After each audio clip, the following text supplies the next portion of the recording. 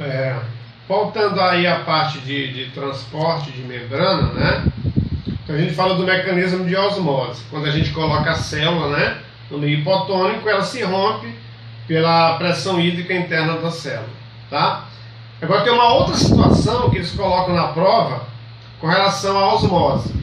Por exemplo, se você pega uma célula e coloca num meio hipertônico, quer dizer, um meio mais concentrado do que o meio intracelular, o que vai acontecer? A gente sabe que a osmose é sempre passagem de água do meio de menor para o meio de maior concentração.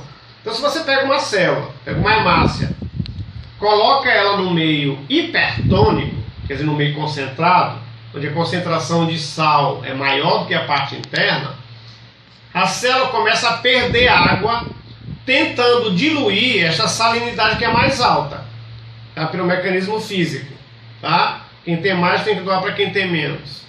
Então a célula começa a perder água e começa a sofrer um processo de desidratação, tá?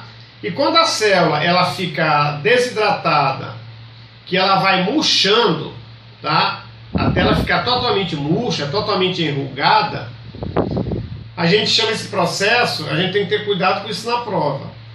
Porque nos livros antigos, né, no conteúdo de biologia mais antigo, eles chamam o processo de plasmólise, tá? Só que plasmólise, o termo lise, é para rompimento. E a célula não está se rompendo, ela só está murchando, tá? Ela está pelo mecanismo de desidratação muito acentuado. Então, no lugar de plasmólise hoje, a gente chama esse processo de crenação da célula.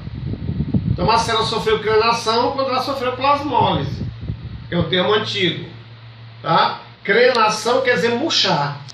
E uma célula só vai murchar se você colocar ela no meio hipertônico, onde a concentração de sal fora é maior do que a parte interna da célula, tá? Então, atente para isso, tá? Então, quando você for pensar em transporte, né, que tem a ver com osmose, ou a célula sofre plasmoptise, que é quando ela rompe, ou então a célula sofre plasmólise quando ela murcha, tá? Se for a plasmoptise na hemácia, eu chamo de hemólise. Se for o ganho de líquido pela célula, né, ela sofre plasmoptise. Agora, quando ela murcha, a gente chama de plasmólise o mecanismo, tá? Isso aí, às vezes o nome ele é muito parecido com o outro, pode gerar uma certa confusão, tá bom? Agora, se você pegar uma célula que sofreu crenação, que está murcha, aí você pegou essa célula, colocou numa uma solução isotônica, quando eu falo iso, igual, né? Está em equilíbrio de concentração. Tu pega uma célula crenada, plasmolizada, colocou numa solução isotônica, essa célula vai readquirir os líquidos que ela perdeu, voltando ao seu volume normal, tá? Aí você vai lá e ele vai chamar esse mecanismo biofísico de deplasmólise ou de decrenação da célula, tá? Plasmose é quando ela murchou. Deplasmólise, quando ela readquiriu o seu volume quando você colocou numa solução isotônica. Crenação, quando ela murchou. Decrenação, quando ela readquiriu o seu volume quando você colocou numa solução isotônica. Tá bom? Então atente para esses mecanismos que eles costumam colocar isso na prova. Tá? Osmose, né? Aí tem quando o meio é hipotônico, quando o meio é hipertônico, quando o meio é isotônico. Tá ok? E o segundo transporte passivo, tá? Onde a célula não gasta energia, é o que a gente chama de difusão, tá? Só que a difusão, ela é basicamente o contrário da osmose. A osmose passa solvente, difusão passa soluto ou gás, tá? E quando você passa soluto ou gás, sempre é do meio de maior concentração para o meio de menor concentração. Então, difusão é do meio hipertônico para o meio hipotônico. Osmose é do meio hipotônico para o meio hipertônico, tá? E esses processos, apesar que didaticamente eles são estudados separadamente, mas a osmose e a difusão, elas ocorrem simultaneamente. Quer dizer, no mesmo momento que está ocorrendo a osmose, está ocorrendo difusão. Só que a osmose ela ocorre rapidamente e a difusão ocorre mais lentamente.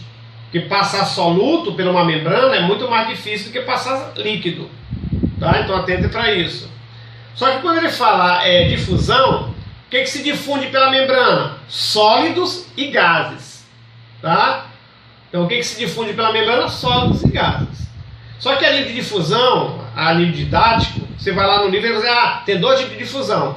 Tem difusão simples e difusão facilitada. A difusão simples hoje, a gente chama esse mecanismo de diálise. Então o que é uma diálise? É uma difusão simples. Tá? E uma difusão que é facilitada, atente para isso. Ela é facilitada por algum agente, que geralmente é uma proteína carreadora.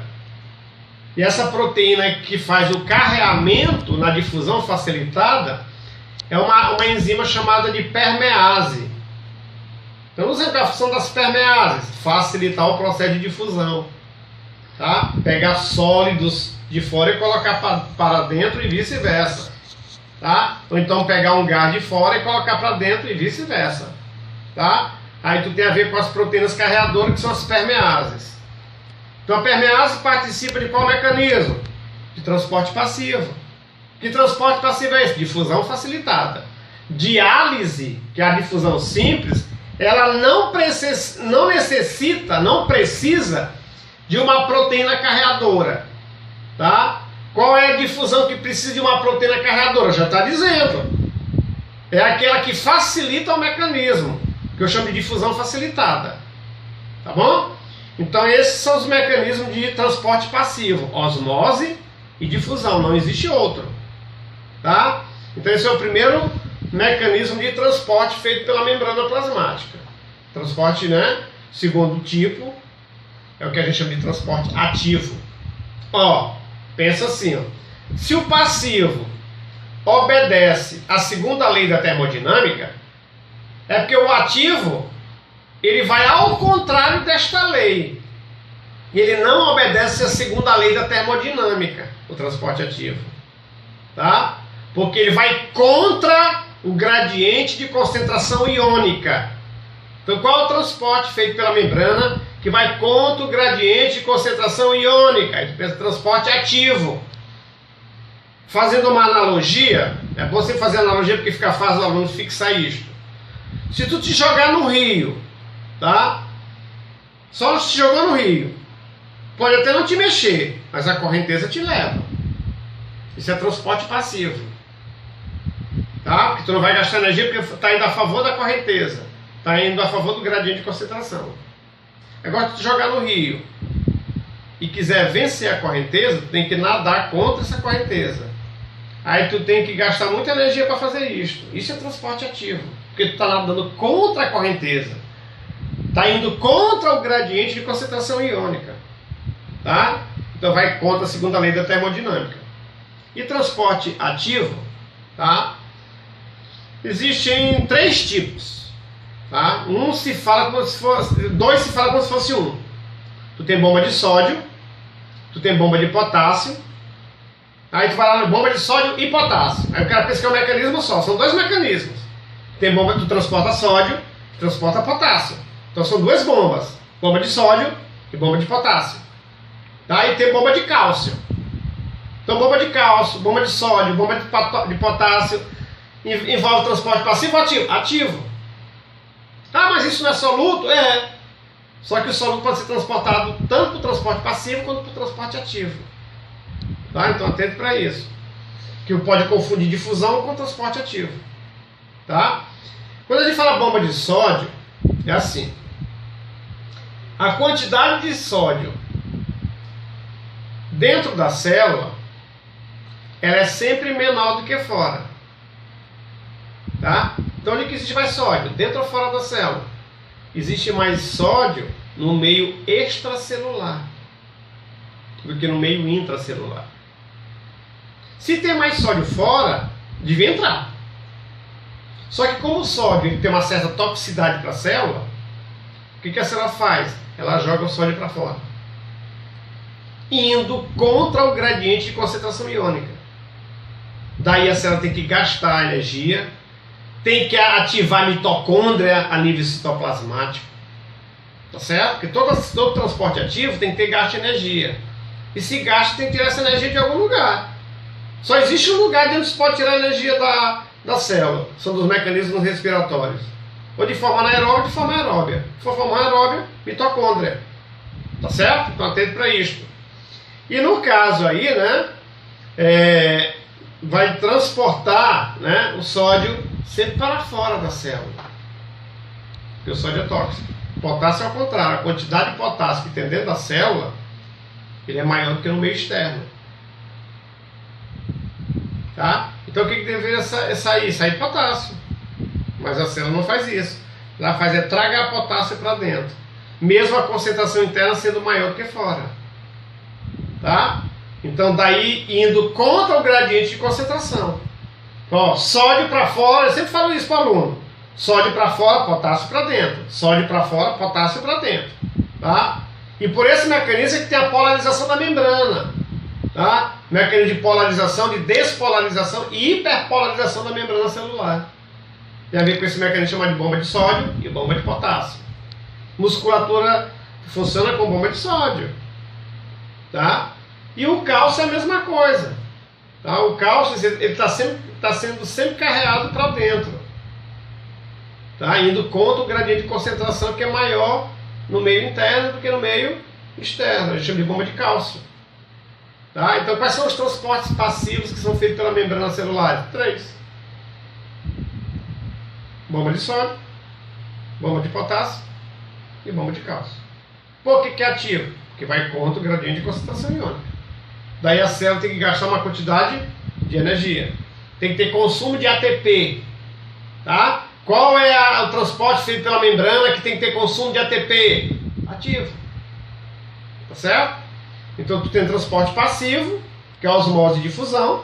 Tu tem transporte ativo, que é a bomba de sódio, de potássio e de cálcio.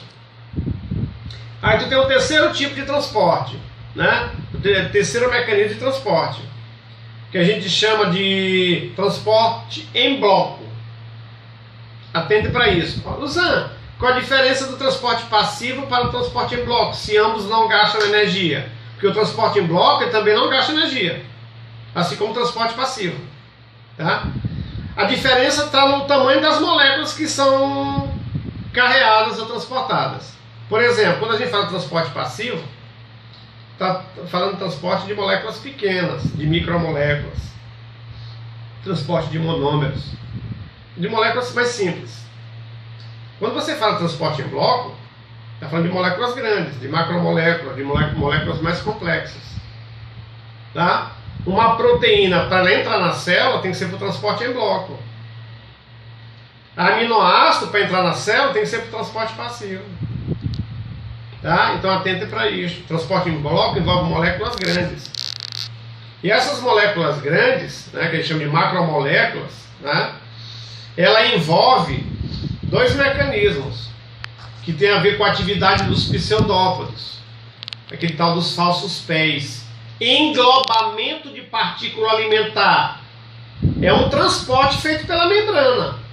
O englobamento de partícula alimentar ele é um transporte feito de membrana em bloco, que envolve moléculas grandes, pela atividade, pela emissão dos pseudópodos, que são aquelas expansões protoplasmáticas ou aquelas expansões citoplasmáticas da célula.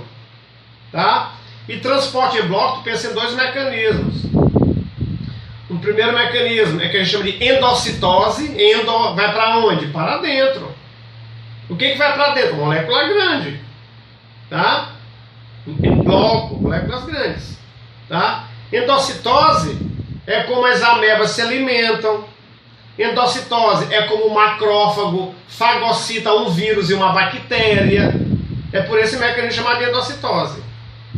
Só que esse mecanismo de endocitose, que é colocar a partícula grande para dentro da célula, como são partículas grandes, não passa pelos canais, tem que ser englobado. Tá? E o que acontece? O mecanismo de endocitose, ele pode envolver 2 tipos de partículas alimentares chamadas. Né? Essa partícula pode ser sólida ou essa partícula pode ser líquida. Se a partícula é sólida, o mecanismo de endocitose ele é caracterizado como fagocitose. Fago quer dizer comer, você só pode comer aquilo que é sólido. Se a endocitose ela envolve uma partícula líquida, eu chamo o mecanismo de pinocitose. Pino quer dizer beber, você só pode beber aquilo que é líquido. Então como é que eu chamo o mecanismo de englobamento de uma partícula sólida? Fagocitose. Como é que eu chamo o englobamento de uma partícula líquida? Pinocitose. Tem a ver com a atividade de quem? Dos pseudópodos. Com qual mecanismo de transporte? Endocitose. Tá certo? Apesar que a membrana, a endocitose pode envolver coloides. Aí se chama o mecanismo de coloidopexia. Tá? Englobou sólido é fagocitose. Englobou líquido, pinocitose. Englobou um coloide, coloidopexia. Dentro desse mecanismo chamado de endocitose. Tá? Assim como entra, aquilo que entrou vai sofrer atividade de digestão dentro da célula. Quando eu chegar na parte de organelas, a gente vai citar para vocês qual organela é responsável pela digestão. Digeriu dentro da célula, o resíduo tem que ser jogado para onde? Para fora. Tem que ser jogado para fora da célula. Tá? Por um mecanismo chamado de exocitose. Exo é aquilo que vai para onde? Para fora. Tá? E a exocitose, ela pode ser chamada também de defecação celular ou plasmocitose. Ok? De saída, né, de resíduos alimentares é pelo mecanismo de exocitose. Lembrando que a exocitose ela pode ser chamada de plasmocitose ou defecação celular, que é a eliminação do resíduo, né, a partir da emissão também de pseudópodo. Em vagina para entrar e para entrar é vagina para sair. Entrada é endocitose, saída é exocitose. Isso tem a ver com o transporte em bloco que a célula faz pela emissão de pseudópodos, e neste mecanismo não tem gasto de energia, tá? Assim como o transporte passivo. Ok? Então atente para isso. Então, com relação ao tipo de transporte que é feito pela membrana plasmática, você tem três tipos: passivo, ativo e em bloco. Falou em bloco, tu pensa em endocitose e exocitose. Aí tem aquelas subdivisões que a gente citou aí para vocês, tá? Uma outra parte com relação a esse conteúdo de membrana plasmática é que a membrana plasmática ela pode sofrer um mecanismo chamado de especialização da membrana, tá? Toda especialização de membrana plasmática é uma modificação que ocorre na membrana para desempenhar uma função secundária. Tá? Vamos ver um pouquinho que uma membrana plasmática se especializa para desempenhar uma função que não é própria dela. Então, toda especialização de membrana ela tem um caráter funcional. Então, para que serve uma especialização da membrana? Todas têm função específicas ou funções secundárias com relação à membrana plasmática. Quer dizer, que é uma função que não está diretamente relacionada com transporte, nem com proteção. Tá bom? A gente observa assim, ó, quando a gente divide as especializações da membrana, você divide em três grupos: de borda livre, de contato e da base da célula. Tá? Quando a gente fala especialização de borda livre, ó, o nome já te dá uma pista. Se a borda está livre, né, tem a célula, né? A borda está livre, quer dizer que ela não entra em contato. Aquela parte da célula está solta num determinado meio. Tá? E quando a gente for pensar em especialização da membrana de borda livre, ela é representada por um conjunto de invaginações em forma de dedos, né, que a gente chama de microvilosidades. Porque assim, ó, tu olha assim a microvilosidade, é como se cada dedo da minha mão, aqui está a célula, né, aqui está a célula. Cada dedo da minha mão é uma projeção dela. Então, cada projeção em forma de dedo, eu chamo isso de micróvilo. Isso aqui é um micróvilo, isso aqui é outro micróvilo, isso aqui é outro micróvilo, isso aqui é outro micróvilo.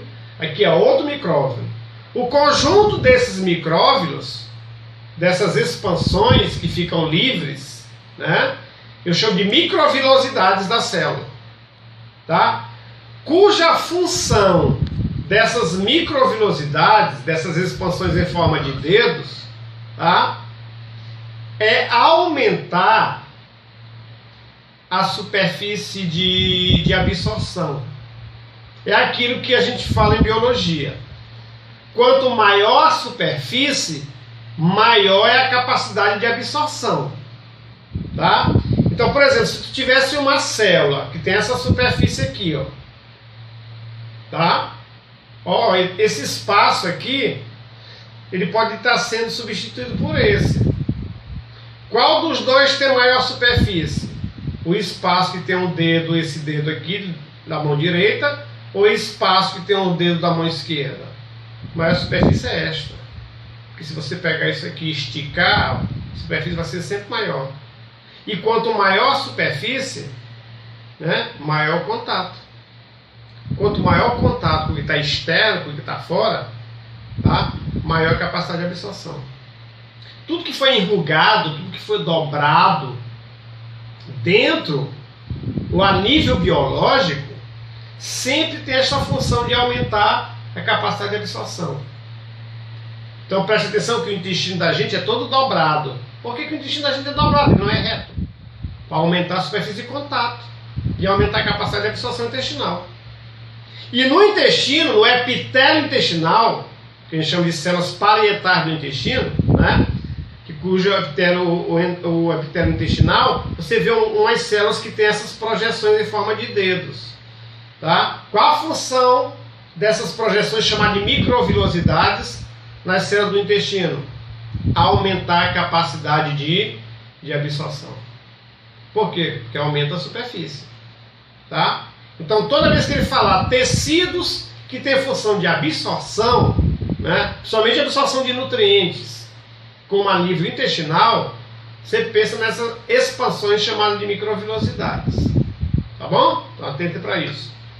Uma outra função que a gente pode relacionar com o de borda livre, quando a gente estuda a botânica, na anatomia da raiz, tem um conjunto de pelos, cada pelo é uma célula, eles chamam de pelos absorventes.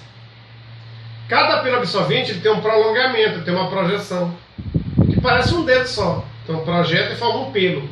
Então cada pelo é uma célula só. Qual a função desse pelo na raiz? Aumentar a superfície de contato com o solo e, consequentemente, de contato com a água. E aumentar a capacidade da raiz de absorver água e sais minerais. Então, atento para isso. Tá? Então, se especializa para desempenhar uma função secundária. E, no caso, as microvilosidades absorvem nutrientes a nível intestinal. O pelo absorvente absorve água e sais minerais nas raízes. Isso é de borda livre. Tá? Então, tem as microvilosidades e tem os pelos absorventes. Tá? Como especializações de borda livre.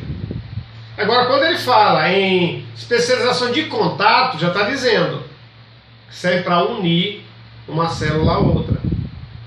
Aí tu tem um conjunto chamado de interdigitações, que você olha assim, ó, parece um dedo entrelaçado no outro. Tá? Aí tem uma região chamada de zona de aderência. Tem uma região chamada de zona de oclusão, que equivale ao que a gente chama de dermossomos, tá? Ou zona occludens em inglês, tá? Então tem uma zona que a gente chama de zona gap, né? De intervalo, tá? Então isso tudo tem a ver com especializações de contato, que isso é para juntar uma célula na outra, para unir uma célula na outra. Geralmente essas especializações de contato, que são as interdigitações e os desmossomos, elas têm a ver com tecidos que requerem uma resistência mecânica grande.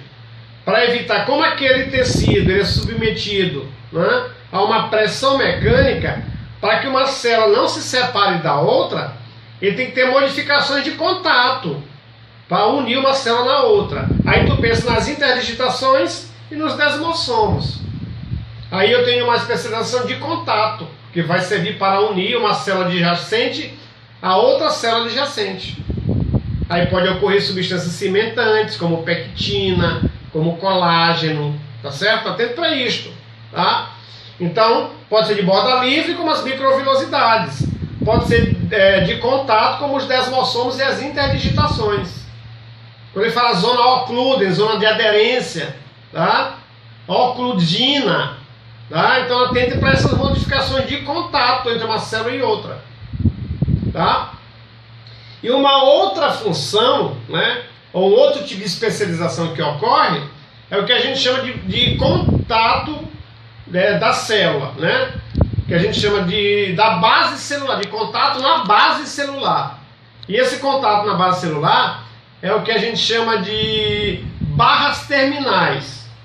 A barra terminal, se você olhar o esquema no livro, ele é muito parecido com as microvilosidades. Só que as microvilosidades ficam com a borda livre. E as barras terminais, elas ficam com a borda presa para baixo. Tá? E também tem a ver com contato, com aderência entre tecidos, como ocorre na formação do que a gente chama de lâmina basal, tá? Que fica entre o tecido epitelial e o tecido conjuntivo.